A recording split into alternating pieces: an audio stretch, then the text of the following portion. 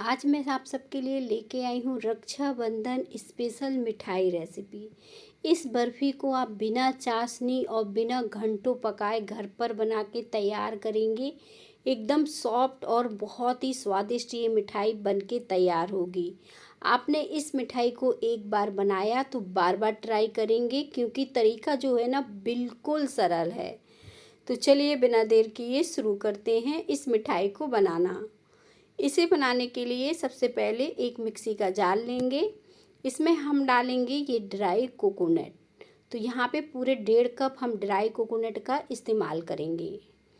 अब ये नारियल है, आप चाहो तो इस वाले नारियल से ये जो काला वाला भाग होता है इसे छील कर और छोटे छोटे पीसेस में कट कर कर इसे भी पीस के इस मिठाई में डाल सकते हैं, कोई दिक्कत नहीं।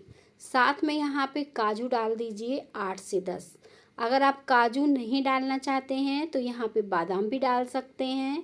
तो जो भी आप डालना चाहें डाल सकते हैं, या फिर ने स्किप भी कर सकते हैं। लेकिन थोड़ा सा टेस्ट इसका बढ़ जाता है मिठाई का, इसीलिए मैंने यहाँ पे इलायची, काजू, ये सारी चीज़ें इसमें डाली हैं। बढ़िया तरीके से पीस के तैयार करेंगे। और ये सारी चीज़ें जो हैं बढ़िया से पीस के तैयार हो गई हैं।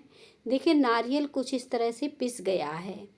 अब क्या करेंगे, गैस को हम धीमी आंच पे रखेंगे और पैन को गैस के ऊपर रखेंगे, क्योंकि हमें इसे धीमी आंच में बढ़िया से रोस्ट करना है। जैसे मैंने बताया बिल्कुल अलग तरीका है इस मिठाई को बनाने का, और इससे पहले आपने इस तरीके से ये मिठाई नहीं बनाई होगी। इस बार आप ज़रूर ट्राई करिएगा, बहुत ही मज़ेदार रेसिपी है। और मैं आपको ये बता रही हूँ कि आप इसे बनाने के बाद मुझे ज़रूर कमेंट करके बताने वाले हो कि मैम ये मिठाई बहुत ही स्वादिष्ट बनी है, क्योंकि ये बनती ही इतनी अच्छी है। तो बस इस तरह से हमें नारियल को अच्छे से रोस्ट करना है 3 से 4 मिनट के लिए। इसके बाद हमें यहाँ पे आधे कप मिल्क पाउडर डालना है। यहाँ पे अब आप मिल्क पाउडर कोई भी ब्रांड का ले सकते हैं, एवरीडे का भी ले सकते हैं, कोई दिक्कत नहीं। सागर का भी ले सकते हैं, अमूल सागर का जो आता है वो भी ले सकते हैं, श्याम का भी ले सकते हैं। सबसे अच्छी बात यही है इस मिठाई में कि आप इस मिठाई में कोई भी मिल्क पाउडर का इस्तेमाल कर सकते हैं। अब 2 से 3 मिनट देखें हो गए हैं, सारी चीज़ें बढ़िया से गर्म हो गई हैं। और नहीं तो क्या होगा, ज़्यादा हम इसे भूनेंगे तो जो मिल्क पाउडर है इसके गट्टे से गुलठे से बनना शुरू हो जाएंगे। इसीलिए हम गैस को बंद करके इस पैन को साइड रखेंगे। 1 कप दूध ले लेंगे, और आप इसकी जगह पानी का भी इस्तेमाल कर सकते हैं, लेकिन मैं इस बार बिल्कुल अलग तरीके से ये मिठाई बना रही हूँ और बहुत ही स्वादिष्ट बन के तैयार होगी। आधे कप ही चीनी डालना है, इससे ज़्यादा चीनी भी नहीं डालना है इस दूध में। अब ये दूध चीनी को बढ़िया से हम चलाते हुए पका लेंगे।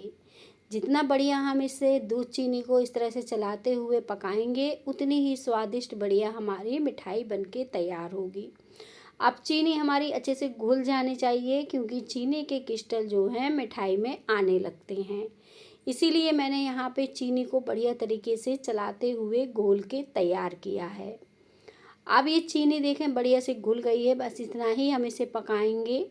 और जो हमने मिल्क पाउडर, कोकोनट, सारी चीज़ें जो तैयार करके रखी हैं इसमें डाल देंगे। अब इसे डालने के बाद कुछ इस तरह से चलाते जाएंगे और इसे पकाएंगे मीडियम आंच में। मीडियम आंच में जब आप इसे पकाएंगे तो ये अच्छे से पक के शुरू होगा, और जैसे मावा वगैरह से पका के हम मिठाई बनाते हैं ठीक उसी तरह का फ्लेवर आएगा।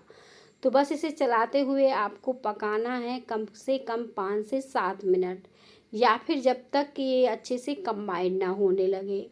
बस इसी बात का ध्यान रखना है और इसे पका के तैयार कर लेना है। और देखें अब हमें 3 से 4 मिनट हो गए हैं, कुछ इस तरह से ये पक के तैयार हो गई है। अब ये देखें कुछ इस तरह से सूखी है, लेकिन अभी हमें इसे और पकाना है।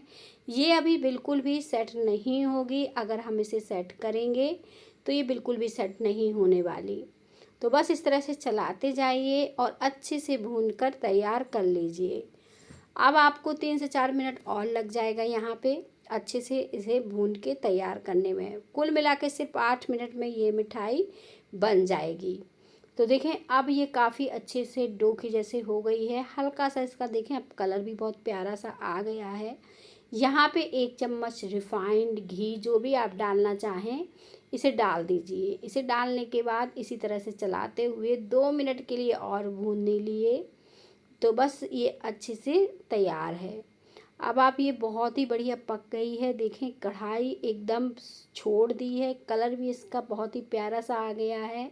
आपको देखने से ही पता चल रहा होगा। थोड़ा सा केसर डालना चाहें तो आप डाल दीजिए और नहीं तो ये पूरी तरह से ऑप्शनल है। आप देखें ये पूरी तरह से परफेक्ट बन चुका है। आप इसे सेट करेंगे, इजीली ये सेट हो जाएगी। तो बस आपको गैस को बंद कर देना है। इस समय एकदम परफेक्ट ये देखें सेट होने के लिए तैयार है। अब आप इसे किसी में भी सेट कर सकते हैं। आप चाहो तो केक टिन में भी सेट कर सकते हैं, लंच बॉक्स में भी सेट कर सकते हैं, किसी में भी। लेकिन मैं इसे चलाते हुए थोड़ा सा ठंडा कर रही हूँ क्योंकि मैं आज बच्चों के लंच बॉक्स में ही इसे सेट करने वाली हूँ। तो मैंने सोचा कि थोड़ा सा इसे चलाते हुए मैं ठंडा कर लेती हूँ और कुछ इस तरह से देखें अब ये ठंडा हो गया है।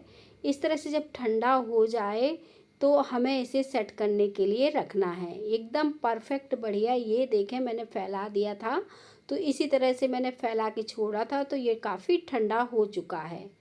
अब ये ठंडा हो गया है तो केक टिन ले लीजिए, इसमें डालिए बटर पेपर और बटर पेपर डालने के बाद ही हम इसे सेट करेंगे। तो ग्रीस कर लीजिए हल्का सा और ग्रीस करने के बाद ही इस मिठाई को हमें इसमें डालना है। बटर पेपर से क्या होता है हमारी मिठाई जो है इजीली निकल आती है और एकदम परफेक्ट सेट होती है। बस इतना फ़ायदा होता है हमें जब हम बटर पेपर लगाते हैं और बटर पेपर नहीं लगाते हैं तो उतनी फिनिशिंग नहीं आ पाती मिठाई में। तो बस इसे अच्छे से चिकना करेंगे और इसे छोड़ देंगे कम से कम 25 से 30 मिनट के लिए। जब 25 से 30 मिनट हो जाएंगे ये एकदम परफेक्ट सेट हो जाएगी। और इस नए तरीके से आपने अगर मिठाई ट्राई किया ना तो बार बार यही तरीके से ट्राई करेंगे। बहुत ही स्वादिष्ट मिठाई ये बनके तैयार होगी। आप देखिए मैं ऐसे आपको कट करके दिखा रही हूँ। मैंने क्या किया, पहले थोड़ा सा चाकू से निशान लगा लिया ताकि मेरे जो पीस हैं अच्छे से कट के तैयार हों और फिर मैंने इसे कट कर दिया। तो बस मैं इसे चौकोर पीसेस में कट कर रही हूँ। पीसेस अपने हिसाब से कट कर सकते हो। अगर आप ये मिठाई मार्केट से लेने जाने वाले हो तो ये मिठाई आपको 400 रुपये किलो मिलने वाली है। लेकिन आप घर पर इस मिठाई को बहुत ही कम बजट में बना के तैयार करेंगे और एकदम शानदार एकदम परफेक्ट आपकी मिठाई बनके तैयार होगी। मैं इसे आपको तोड़ के दिखा रही हूँ। बहुत ही स्वादिष्ट और सॉफ्ट बनी है। आज की रेसिपी आप सबको अच्छी लगे तो रेसिपी को लाइक करिएगा। हो सके तो मुझे कमेंट में भी बताइएगा कि कैसी लगी हमारी ये परफेक्ट मिठाई की रेसिपी जो झटपट से बनके तैयार हुई है।